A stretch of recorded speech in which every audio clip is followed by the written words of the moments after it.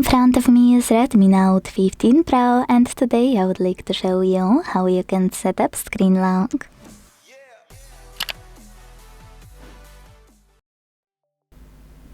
First of all, go into Settings and scroll to click on this section called Fingerprints, Face Data and Screen Lock. Now choose Screen Lock over here and pick one of those login methods: pattern, PIN or password. Tap on the best one for you, wait 5 seconds and then select Got it in the pop-up. Now it's time to create your login method.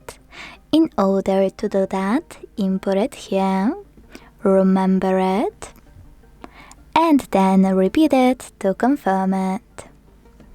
When you finished, hit confirm at the bottom right corner. To redo it, hit clear at the bottom left one.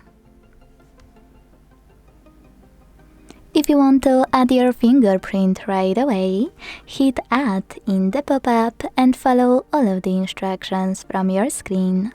You can always do it later, and now click on cancel. So when I go back, switch off my screen and turn it back on, I can see that pattern is required.